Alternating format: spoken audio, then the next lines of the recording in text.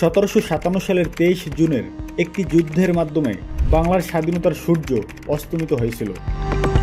এটি ছিল পলাশীর যুদ্ধ, যে যুদ্ধ শুধুমাত্র অস্ত্রের শক্তিতে নয়, বিশ্বাসঘাতকতার কারণে নবাব সিরাজউদ্দৌলা পরাজিত হয়েছিল।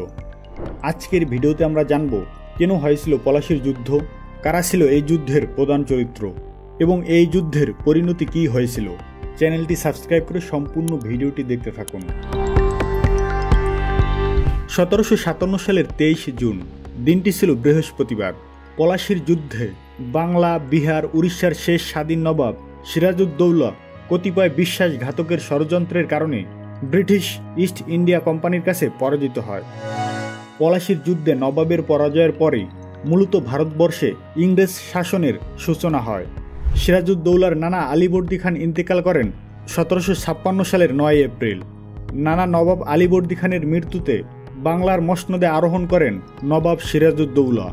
1756 সালে সিরাজউদ্দৌলা মাত্র 22 বছর বয়সে মসনদে বসেন। ক্ষমতায় অধিষ্ঠ হয়েই নবাব দেখেন চারদিকে দেশীয় বণিক, বিশ্বাসঘাতক ও ইংরেজ বেনিয়াদের চক্রান্ত। 1757 সালের 23 জুন পলাশীর যুদ্ধে স্বাধীন বাংলার নবাব সিরাজউদ্দৌলা ব্রিটিশ ইস্ট ইন্ডিয়া কোম্পানির কাছে পরাস্ত হন। ফলে 190 বছরের জন্য বাংলার স্বাধীনতার সূর্য অস্তমিত হয়। পলাশীর যুদ্ধটি কলকাতা থেকে মাত্র 150 কিলোমিটার বা 93 মাইল উত্তরে এবং মুর্শিদাবাদের দক্ষিণে তৎকালীন বাংলার রাজধানী বর্তমানে পশ্চিমবঙ্গের নদিয়া জেলায় হুগলি নদীর তীরে পলাশীতে সংগঠিত হয়েছিল। সেদিন ভাগীরথী নদীর তীরে পলাশীর আম্রকাননে উপমহাদেশের স্বাধীনতার কবর রচিত হয়েছিল। 1757 সালের 22 জুন ব্রিটিশ বাহিনী ক্লাইভের নেতৃত্বে পলাশীর পথে যাত্রা করে। ইতিমধ্যে নবাব মুর্শিদাবাদ থেকে প্রায় 65,000 সৈন্য নিয়ে রওনা দেন এবং শত্রুকে মোকাবিলা করার জন্য পলাশীতে শিবির স্থাপন করেন।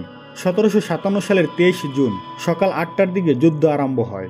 মীর মর্দান, মোহনলাল, খাজা আব্দুল হাদি খান, নবসিং হাজারি প্রমুখের অধীন নবাবের সেনা বীরত্বের সঙ্গে যুদ্ধ চালায়। অন্যদিকে মির্জাফর, ইয়ার লতিফ এবং রায়দুল্লফের অধীনে নবাবের প্রায় 45,000 সেনা নিষ্ক্রিয়ভাবে দাঁড়িয়ে থাকে ও পরিস্থিতি অবলোকন করে। শুরুতে মীর মর্দান ইংরেজ বাহিনীকে আক্রমণ করেন। তার প্রবল আক্রমণে টিকতে না পেরে ক্লাইভ তার সেনাবাহিনী নিয়ে আমবাগানে আশ্রয় নেন।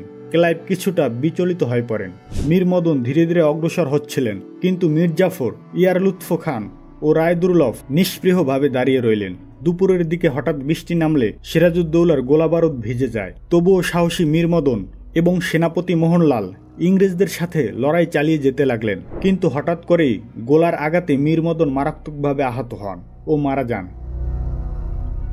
পলাশীর যুদ্ধক্ষেত্রে গোলন্দাজ বাহিনীর প্রধান নিহত হওয়ার পর সিরাজউদ্দৌলা মির্জাফর ও রায়দুল্লভকে তাদের অশ্বারোহী বাহিনী নিয়ে তীব্র বেগে অগ্রসর হতে নির্দেশ দেন, কিন্তু উভয় সেনাপতি তার নির্দেশ অমান্য করেন। তাদের যুক্তি ছিল গোলন্দাজ বাহিনীর সহযোগিতা ছাড়া অগ্রসর হওয়া আত্মঘাতী ব্যাপার। কিন্তু কোম্পানি ও নবাব বাহিনীর মধ্যে তখন দূরত্ব মাত্র কয়েকশো গজ। বিশ্বস্ত সেনাপতি মোহনলাল নবাবকে পরামর্শ দেন যুদ্ধবিরতি ঘটলে বিপর্যয় অবশ্যম্ভাবী, কিন্তু সিরাজ, মির্জাফর প্রমুখের পরামর্শে পিছু হটার সিদ্ধান্ত নেন। পলাশীর যুদ্ধে 50,000 সৈন্য, 40টি কামান এবং 10টি যুদ্ধ হাতি নিয়ে সিরাজউদ্দৌলার বাহিনী রবার্ট ক্লাইভের 3,000 সৈন্যের কাছে পরাজিত হয়েছিল। যুদ্ধ 11 ঘন্টার মধ্যে শেষ হয় এবং সিরাজউদ্দৌলা তার পরাজয়ের পর যুদ্ধ থেকে পালিয়ে যান। রবার্ট ক্লাইভের মতে ব্রিটিশ সৈন্য 22 জন মারা গিয়েছিল এবং 50 জন আহত হয়েছিল।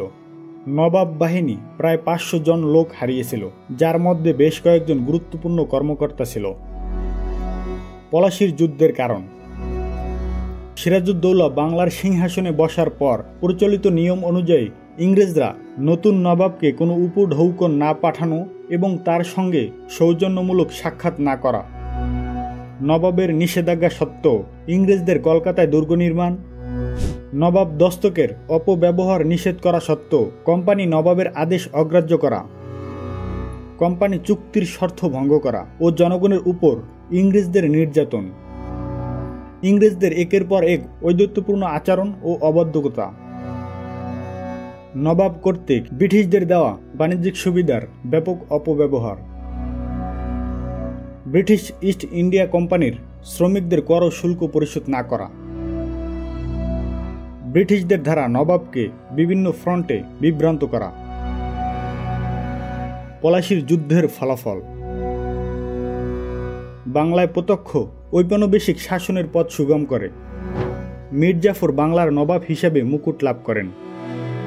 পলাশীর যুদ্ধের ফলে ফরাসি বাহিনীর অবসান ঘটে। ফরাসিরা এদেশ থেকে বিদায় নিতে বাধ্য হয়। ইংরেজরা মীর কাসিমকে বাংলার নবাব হিসাবে বসায়। ইংরেজরা বাংলায় ইউরোপীয় শক্তি হিসেবে পরিণত হয়। রবার্ট ক্লাইভকে লর্ড ক্লাইভ উপাধি দেওয়া হয়। ভারতের অর্থনীতি মারাত্মকভাবে ক্ষতিগ্রস্ত হয়। ব্রিটিশরা কর আদায়ের নামে বাংলার অধিবাসীদের উপর কঠোর নিয়মকানুন চাপিয়ে দিতে থাকে। যুদ্ধের ফলে মীর জাফরকে বাংলার সিংহাসনে বসালেও তিনি ছিলেন নামে মাত্র নবাব। প্রকৃত ক্ষমতা ছিল রবার্ট ক্লাইভের হাতে। পলাশীর যুদ্ধের ফলে ইংরেজরা বাংলায় একচেটিয়া ব্যবসা বাণিজ্যের অধিকার লাভ করে। এ যুদ্ধের পর ইংরেজ শক্তির স্বার্থে এদেশের আর্থ সামাজিক রাজনৈতিক পরিবর্তন সংগঠিত হতে থাকে। পলাশীর যুদ্ধে সুদূর প্রসারী পরিণতি ছিল সমগ্র উপমহাদেশে কোম্পানির শাসন প্রতিষ্ঠা। এভাবেই এ যুদ্ধের ফলে বাংলার তথা ভারতের স্বাধীনতা ভূলণ্ডিত হয়। পলাশীর যুদ্ধের শিক্ষা। পলাশীর যুদ্ধ আমাদের শিখিয়েছে দেশের স্বার্থে একতা খুবই জরুরি। বিশ্বাসঘাতকতা একটি জাতিকে ধ্বংস করে। সত্যিকারের দেশপ্রেমিক হতে গেলে আত্মত্যাগ করতে হয়। পলাশীর যুদ্ধ শুধু একটি যুদ্ধ নয়, এটি ছিল বাংলার ভাগ্য পরিবর্তনের মোড়। আপনি কি মনে করেন মীর জাফর যদি বিশ্বাসঘাতকতা না করতেন তবে কি ইতিহাস অন্যরকম হতো? আপনার মতামত নিচে কমেন্টে জানান। ভিডিওটি ভালো লাগলে লাইক দিন, শেয়ার করুন এবং চ্যানেলটি সাবস্ক্রাইব করতে ভুলবেন না। ধন্যবাদ। ভালো থাকবেন, সুস্থ থাকবেন।